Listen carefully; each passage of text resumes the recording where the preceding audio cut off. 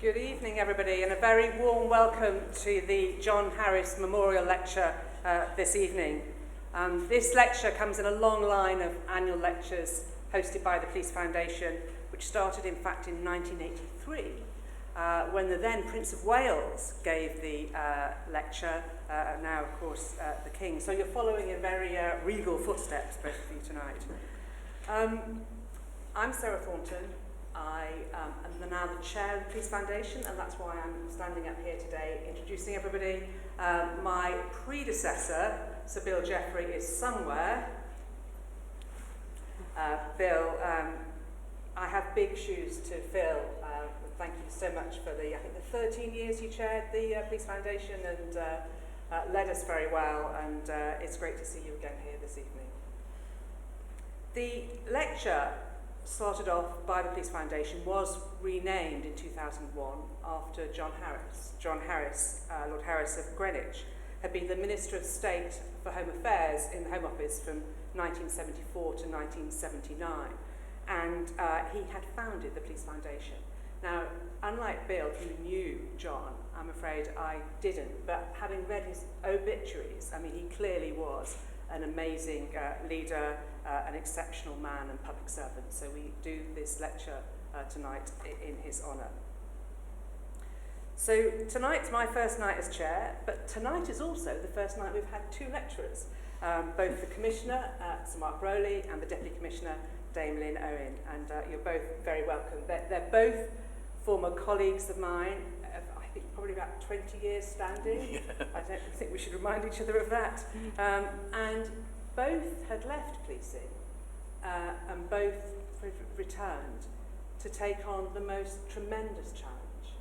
And I absolutely admire and respect them for that, the challenge of leading the Met, and we really look forward to hearing from you tonight. Before we do so, if you can just hold your kind of enthusiasm for about 2 or 3 minutes, I want to introduce Rick Muir, who's the Director of the Police Foundation, who's just going to give you the briefest flavour of some of the things the Foundation are doing, because we'd very much like any of you, or all of you, to get involved. So, Rick. Thanks, Sarah. Yeah, and I'm very much not the reason you're here tonight, so I will be brief. When John Harris founded the Police Foundation, his great insight was that we needed an organisation that was independent of the police and independent of government to undertake research and come up with new ideas, evidence-based ideas for improving policing. And that insight is as true today as it was in 1979 when he founded the Police Foundation. I'll just want to take you through some of the headlines of some of the things that we're working on at the moment. When I became director of the Police Foundation, I said that I wanted to make sure we were working on the new frontiers of crime and policing, because it struck me that the world is changing radically in all sorts of different ways, and that poses all sorts of different questions for how society should be policed. We're currently undertaking a project on online fraud, trying to understand more about the harm caused to victims from online fraud, which I think is often misunderstood. And indeed, it's quite startling, some of the evidence we've received from fraud victims in terms of the impact on them. This is certainly not a victimless crime. We're trying to understand more about fraud offenders, who they are, how they operate. And we're doing a lot of thinking about the kind of policing response you need to take to a borderless crime. We're also doing work on disruption, because with these kind of distance crimes, you often won't be able to carry out the traditional police role of arresting someone, charging them, bringing them before the courts, and disruption is therefore an increasingly important tool for policing and law enforcement, and that's something which we're doing some work on so we can try to understand more about it. We're doing a lot of work on technology. The digital revolution can potentially transform policing, and I think we'll hear a bit about that this evening. We're doing some work on the power of data and how policing can unlock the power of the data that it holds. We're looking at how AI is currently impacting on policing and the kind of impact it could have in the future. We're doing a lot of thinking about prevention. You'll notice that the new government's two of the new government's priorities. One is to halve violence against women and girls over 10 years. Another is to halve incidents of knife crime over 10 years. And all of that, I think, yes, it will require the police to do work, but it will also require a lot of work in the prevention space. How are we preventing these crimes from happening in the first place? And so we're about to undertake a project looking at the prevention landscape in relation to public safety, how that is set up, and what kind of prevention institutions and systems do you need in order to try to deliver the kind of objectives which the government is setting. And finally, we've been doing a lot of, the most famous project which we did recently was the Strategic Review of Policing in England and Wales. That called for major reforms to the way that policing is structured, particularly moving more specialist capabilities to the regional level, and having a stronger strategic centre at the centre of policing. And we'll be publishing a paper on that in the next 2 weeks, which sets out some of our ideas. And I think we're genuinely very optimistic at the moment about the opportunities for change in that space. So thank you very much for coming. Thank you for your continued support. I often like to pretend that the Police Foundation has 100 employees. We in fact only have 10 employees, but I like to think that with a very small team, we punch above our weight in terms of impact on policing debates. So thanks for continuing to support us, and I look forward to hearing from our lecturers. Thanks very much.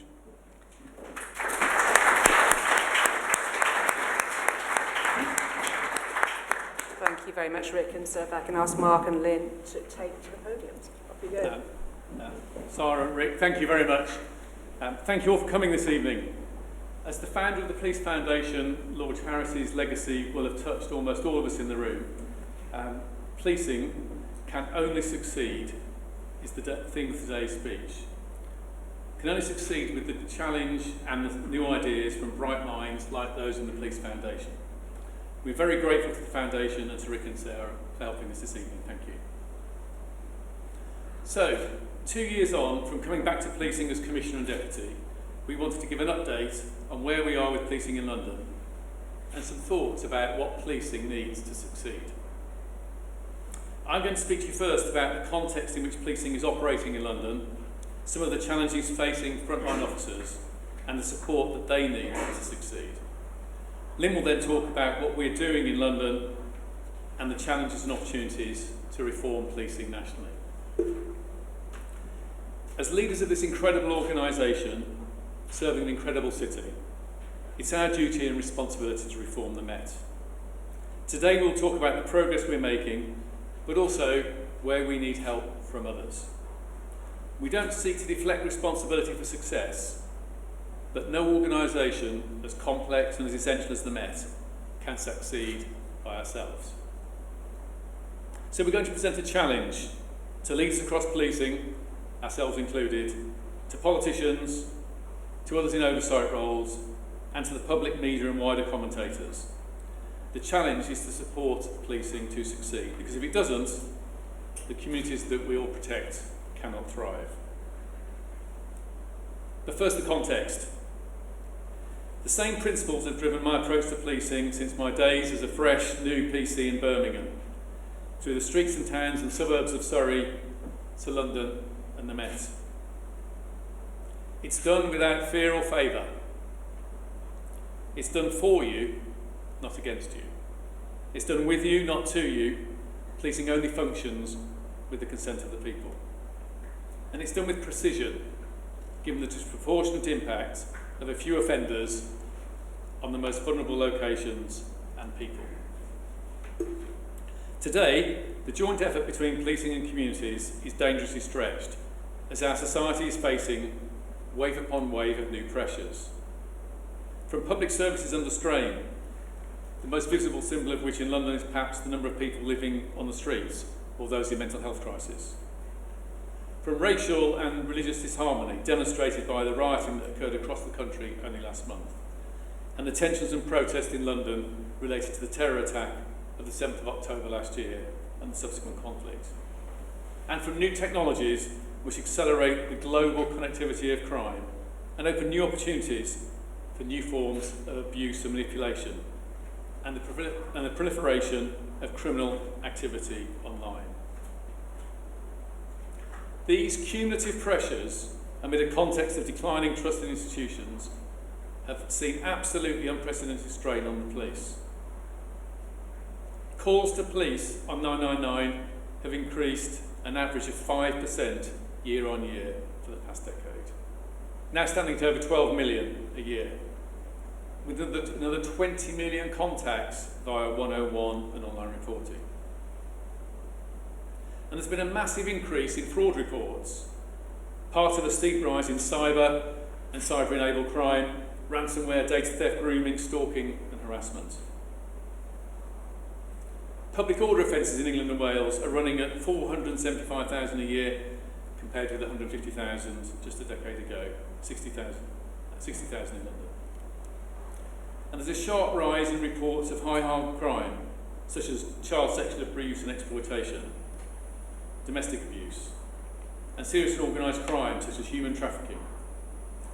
The College of Policing and National Police Chiefs Council now estimate 3,000 offences of violence against women and girls are recorded every day,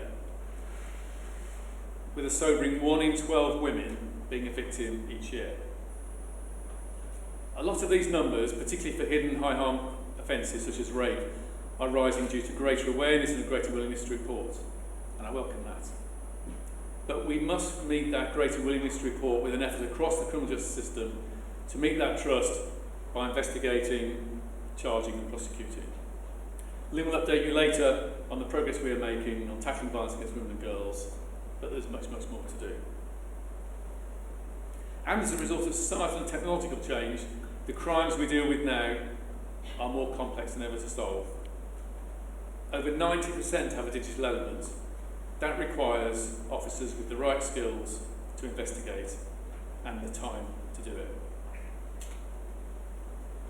And yet, in the last 15 years, there have been 3 strategic defence reviews, countless strategic reviews of elements of the health and social care system, but no government-led review of policing or public safety.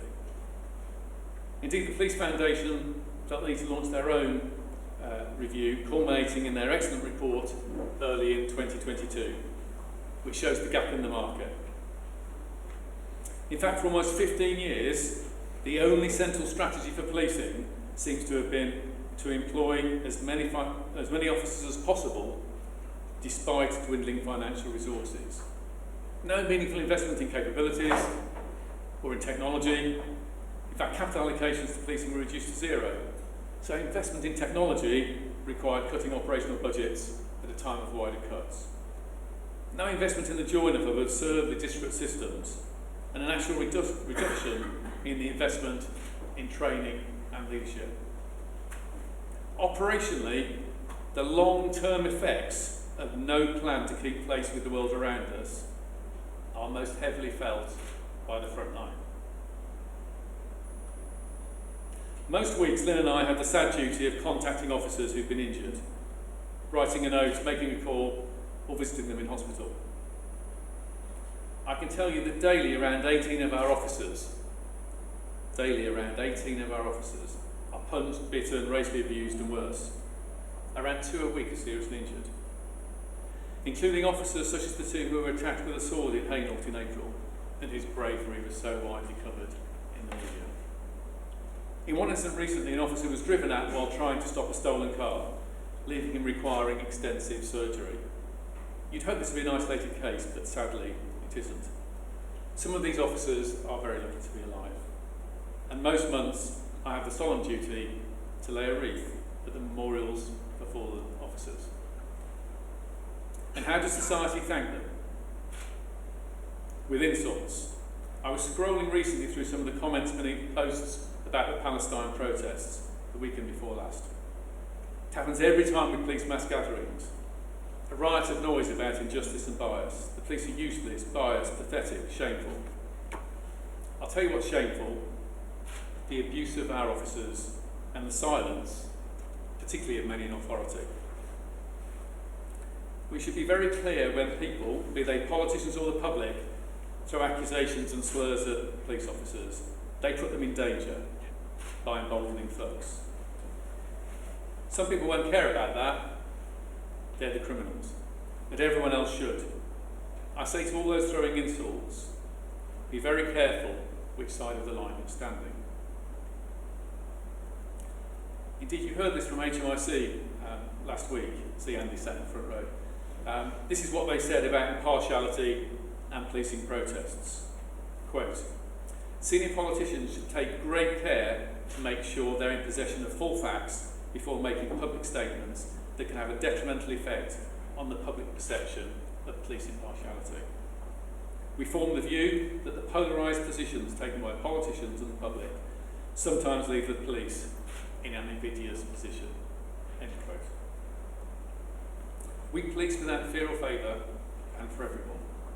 It does no one any favours for this to be deliberately undermined to drive clicks on social media. Worse, we have seen it increasing violence against police officers.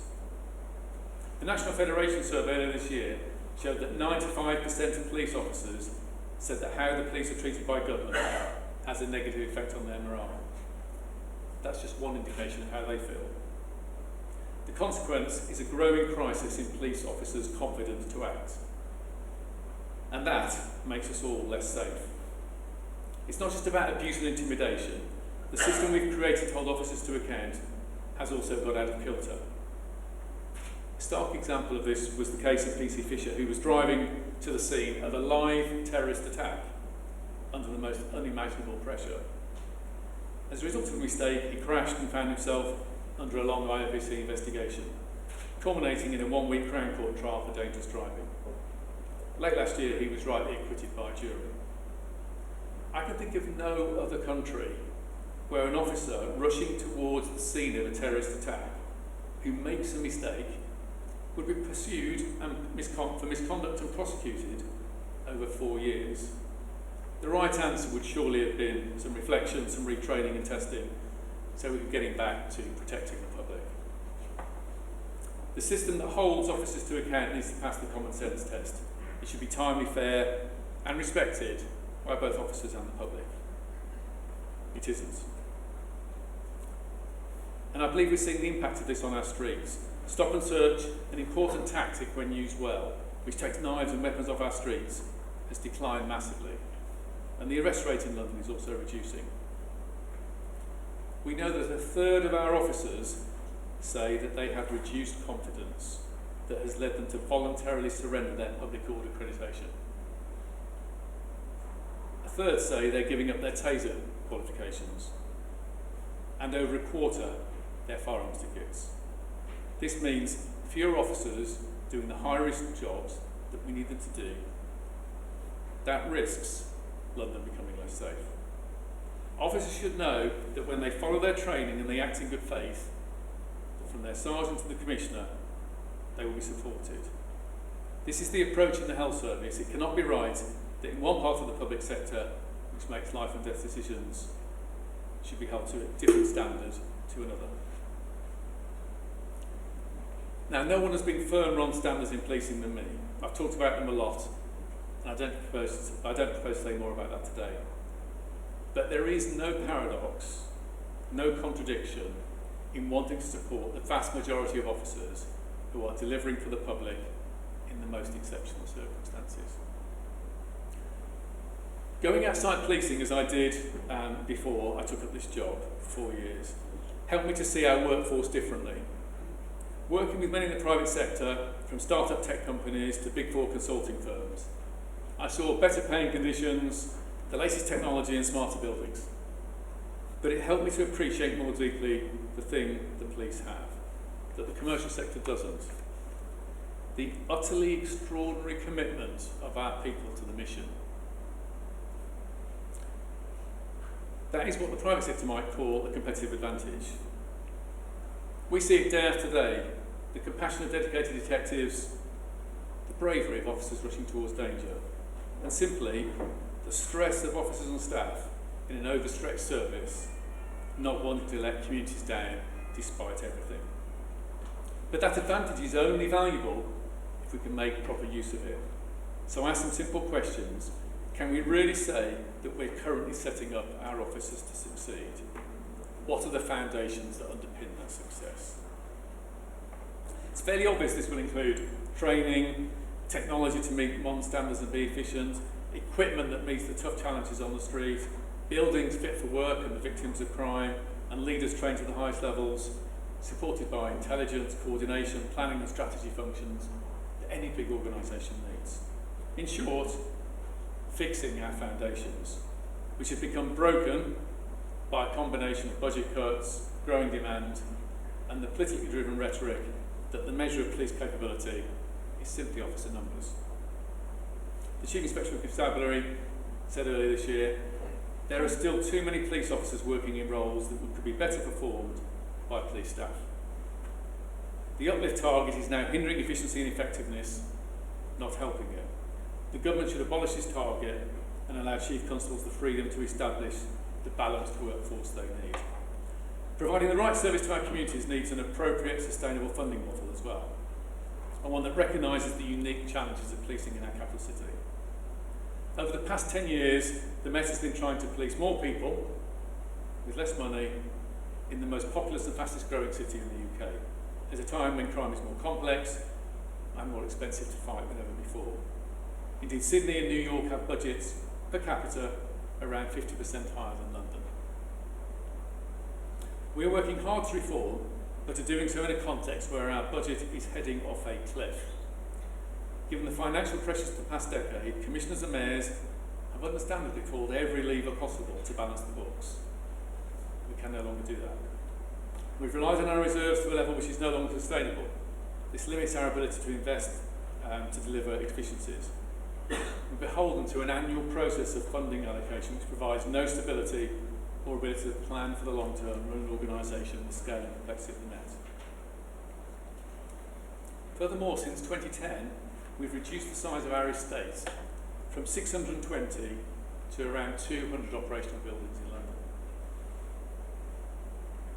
We did so to save 70 million to try and sustain officer numbers and raise over 1 billion. We cannot reduce that further. That source of funding has run its course. Indeed, much of our remaining estate is in a woeful state. We only have funding to refurbish our existing stations, believe it or not, every 120 years. If nothing else changes in the next decade or so, we expect to have to close up to half of our current buildings due to them no longer being habitable or legally compliant. Financial shortfalls have been passed from one year to the next and now landed in our lap, so that we're not only left with the damage to repair, but also a cliff edge budget for next year of hundreds of millions of deficits based on our current assumptions. And believe me, officers are frustrated with the imperfections as the public are, but their commitment, and the commitment to thousands like them, is the reason I love policing. And they are the reason I know that policing will, with some help, succeed. So our plan to set the Met up to succeed, a new Met for London, set out our mission to deliver more trust, less crime and high standards. I want to talk about how we, by fixing the foundations of the Met, embedding the values of policing by consent and delivering community crime fighting, are making that reform real. The first, and if I'm honest, probably least glamorous component of our reform programme is the essential work to fix our foundations. Now, I can't claim that building an effective HR, finance, technology, transformation function is the most exciting part of police reform, but it is essential. Reducing budgets have made for hard choices for a generation of police leaders, particularly with our hands tied due to the obsession with police officer numbers as the only measure of success. But I'll say more on that soon. When we arrived in the Met, we had no workforce plan and a broken finance function, at least in part because we have antiquated technology that just simply doesn't join these things up. Officers were in posts invisible to the centre, meaning that we couldn't plan. We couldn't accurately focus our resources on the areas that matter most to our communities, to the public. With some workloads of over 30 crime reports each, rape investigators rightly reflected their frustrations that they could not be able to provide the service they wanted to victims. We are now midway through a programme to increase staffing in our rape, missing people and child exploitation teams. Now, with a more inexperienced workforce, this doesn't come without pain, as we require experienced detectives from other specialisms to support this important work. These choices aren't easy, and we are alive to the implications of this for the affected officers and our ability to sustain them, providing their much valued service in London. We have also moved proactive teams, which were directed from HQ, back into their communities. That means local officers making decisions about where to deploy resources to tackle local problems, working with the people who are affected by them to keep them safe. Mark talked about the national disinvestment in training and leadership development. We are seeking to reverse that. That's why we've given 5 days of training to every single frontline leader. That's over 8,000 people since April last year.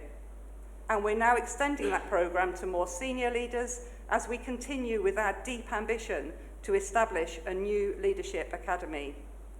It's also why we have reset our values and our principles and embarked upon an unprecedented reform and retraining programme. We are determined to build a strong and healthy culture throughout the Met that we can all be proud of. And we are equipping our officers better so that we're not fighting 21st century crimes with 20th century technology. Now, you're not going to be blown away by this, but we've given every officer, pause for effect, a mobile phone and laptop. They simply didn't have them.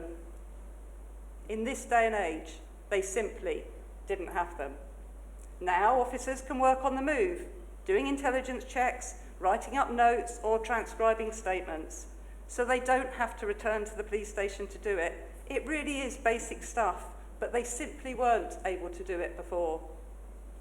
There is much more to do to build on this work, and frankly, progress is slow going. But building the basics of a functional organisation is essential to improve for the public. Alongside fixing our foundations is the second pillar of our reform programme, embedding the values of policing by consent, with policing in our communities at the heart of our mission to fight crime. We committed in a new Met for London to putting more officers locally in neighbourhoods, more PCSOs, more PCs, more supervisors, a superintendent per every borough. That demonstrates good progress, but I see we have colleagues from our communities here, and I know they have said to me that our efforts have been hampered. And what have they been hampered by? They've been hampered by the huge amount of police time that is spent policing protests and events. The Israel-Gaza protests, Just Stop Oil, and Notting Hill Carnival alone have taken 70,000 officer shifts over the last year. Can I just repeat that? Just think, 70,000 officer shifts. That's the equivalent of over 500,000 officer hours, often taken from visible policing on our streets, in our communities, which is so very valued. It's why the National and International Capital City Grant, which we received to reflect our unique pressures, is so very important. An independent review commissioned by the Home Office agreed we are underfunded. We now think the gap from that grant alone is £240 million. Additionally, we face a recruitment crisis. This is one of our biggest challenges due to the cost of living in London, due to the public narrative around policing, due to the relentless negativity that Mark spoke of. But there's more too. While other parts of the country offering cheaper rents and a lower cost of living, it's a genuinely tough call to make. We expect officer numbers to decline overall this year. And of course, when we didn't meet our recruitment targets, we got penalised by the Home Office. Over the last 2 years, we were fined almost £90 million for this. Now, we could mitigate some of this by moving 2,500 officers out of back office roles and onto the front line, where the public want to see them. We have the lowest officer to staff ratio in the country. But that would only be possible if we are given the funding to backfill their roles with civilians, including call handlers, financial crime specialists, data and AI experts. Put simply, you don't police with consent if you don't have the officers to police in and with your communities. We know how much local policing does to drive trust. Measures of trust and confidence vary, but after a long period of decline in those who think the Met are doing a good job for their communities, we are pleased that we are stabilising and are now above the national average and the average for our most similar forces. I could go on and highlight the work we are doing to improve our work with London's diverse communities. We know that black communities have some of the lowest levels of trust in our organisation.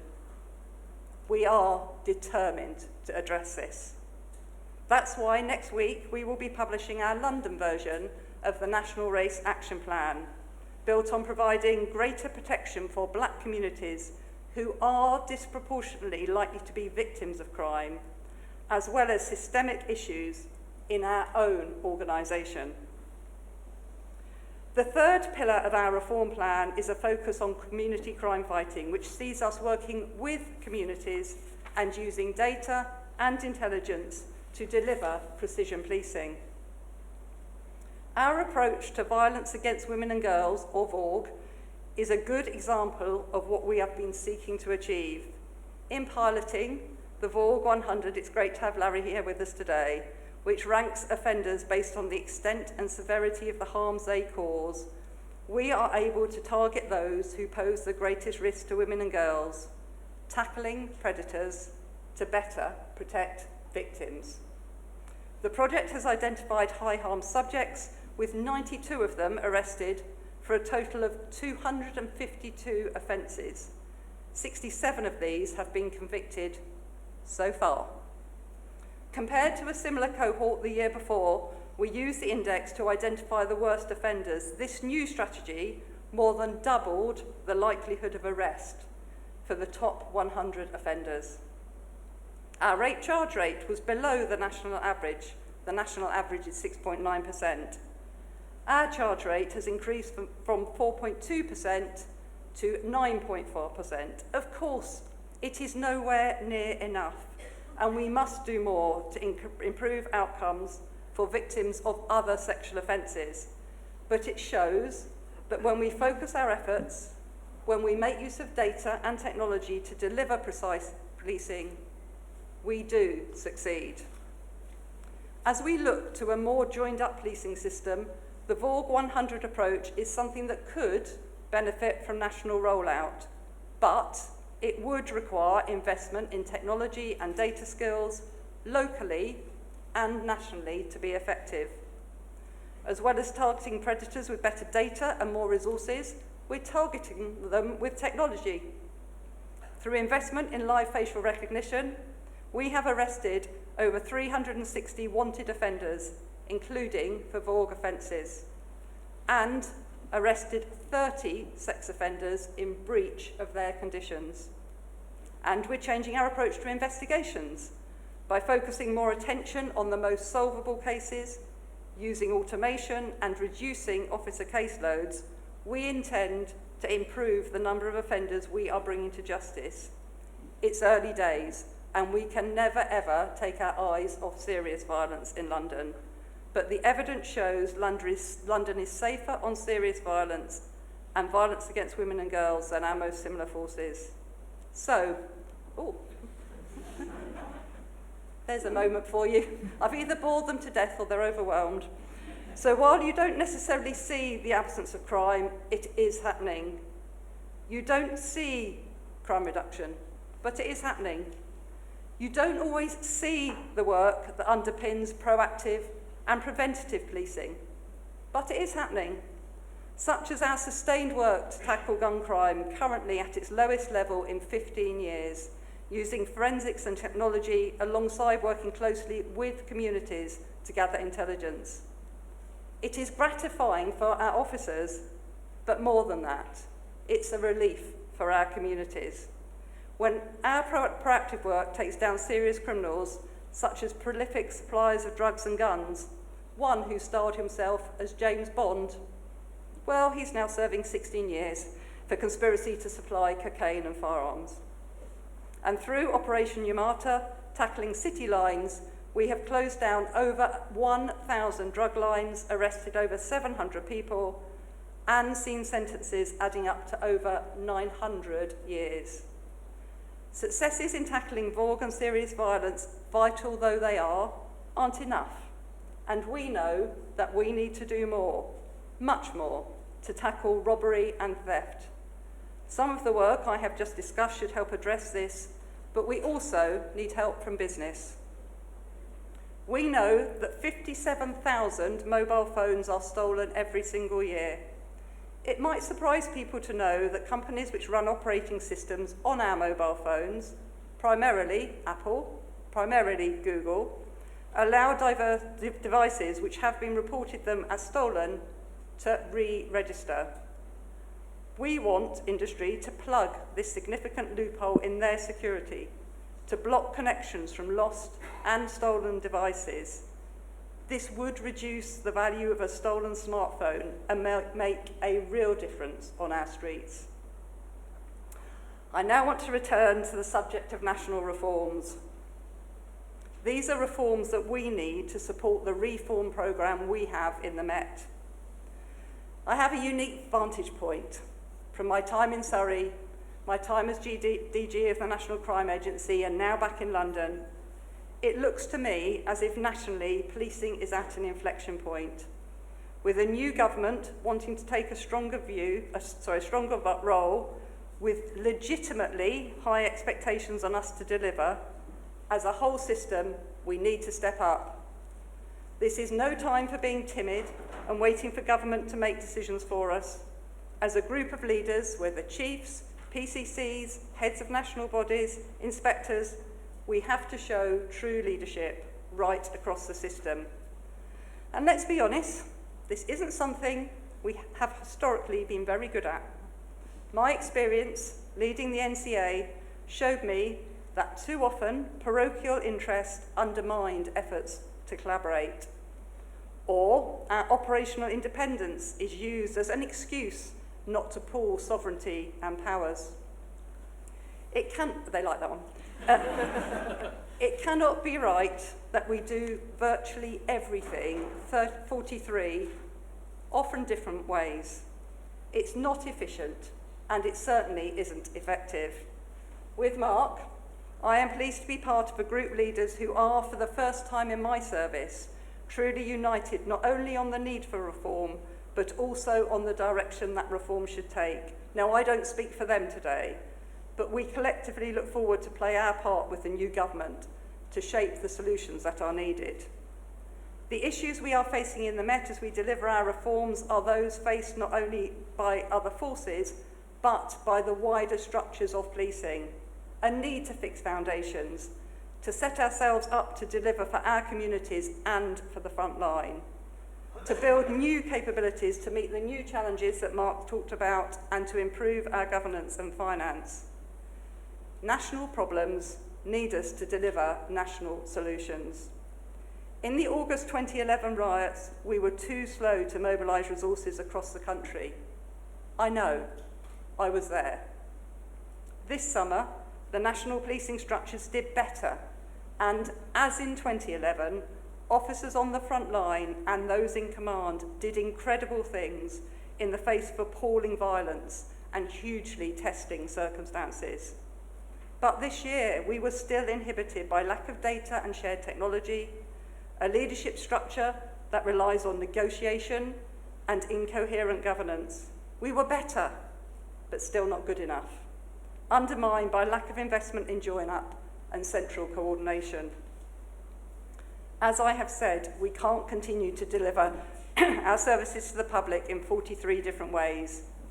Variation at a very local level in order to respond to local needs will always be important, but for specialist capabilities such as serious and organised crime, public order, firearms or complex investigations, we have to deliver the right functions at the right level. Only this week, I was part of a nationwide conversation about provision of firearms ranges, with individual forces grasping for solutions themselves. It's a great example of something of such significance that one national approach to deliver shared, well-located facilities is surely the right solution. So let's be clear, despite the best efforts of many, voluntary collaboration has not worked, often driven by the personal veto of 86 players across chiefs and PCCs. Now is the time to look again at the balance between national, regional and local functions, to have a shared approach to workforce, finance, governance and technology. The lack of a strategic plan for policing means that improvement and collaboration in IT has been woefully slow. We risk slipping further and further behind the private sector through the loss of investment, precipitated by the loss of capital grants from government and lack of join-up. I have yet to hear a single rational reason why 43 different approaches to IT and infrastructure investment is sensible. Beyond that, the public won't be aware of the inefficiency where police officers, moving from force to force, have to resign and rejoin, or the fact there's no coherent career structure across the country for police staff, or agreement on the role of staff and officers from force to force. By supporting our workforce, we will improve our service to the public. That means better training in skills and leadership and looking at workforce mix. Of course, police officer numbers matter, but the public do now understand that performance in the NHS isn't only driven by how many doctors and nurses you have. Allied professionals like physios, radiologists and pharmacists are absolutely critical too. Our crime-fighting capability is our people. We need the right ones, with the right skills, supported by the right technology and the right level of resource. Please, don't tie our hands by tying us to a headline officer number alone. Finally, we need to look at the national structures in policing, building out from the work of the College of Policing, the National Police Chiefs Council and the National Crime Agency. We must deliver a stronger centre, able to coordinate much more effectively and ensure that the service the public gets is consistent and is effective. Policing will be talking about these issues more in the coming weeks and months. We want to work with everyone in this room and beyond to get it right. What the public needs from policing remains in many ways the same as it always has been: reassurance, safety, trust. But the context, as Mark set out, changes.